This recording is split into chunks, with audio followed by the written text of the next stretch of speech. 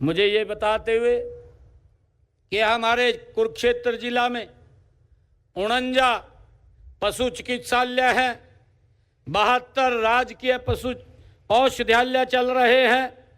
इन पशु चिकित्सकों के 51 पदों में से 47 पद वो VLDA के और 119 वो भरे हुए हैं।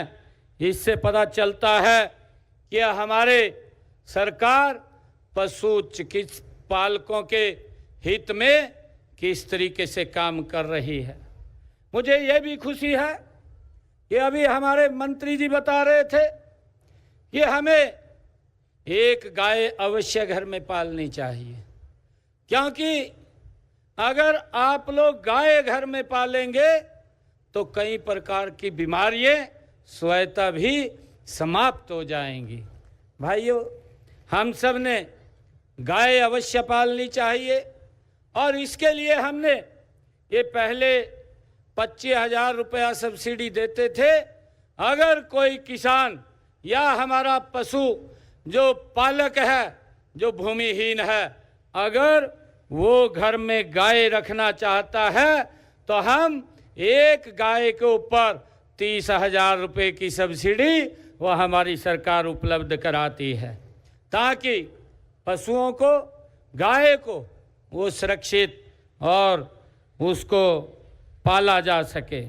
मुझे ये भी खुशी है कि हमें जो आजकल की भागदौड़ हरित क्रांति के पीछे जो हम लगे हुए थे और हरित क्रांति के कारण जो बहुत ज़्यादा उसकी आड़ में पेस्टिसाइड, यूरिया, DAP खाद का हमने भरपूर उपयोग किया, तो उसके कहीं ना कहीं गलत असर और उसके हमारे शरीर के ऊपर भी वो दिखाई देने लगे।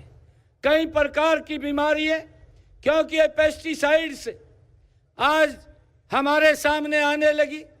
और मेरा आग्रह है कि जब हम पशुपालक की बात कर रहे हैं तो हमें अपनी खेती को भी प्राकृतिक खेती की तरफ ले जाने का भरपूर प्रयास करना चाहिए। मैं आग्रह करूंगा कि इस प्राकृतिक खेती में सबसे ज़्यादा अगर उपयोग कोई है तो ये गौ माता का गोबर हमारी प्राकृतिक खेती में उपयोग होता है और हमें इसका उपयोग करना चाहिए।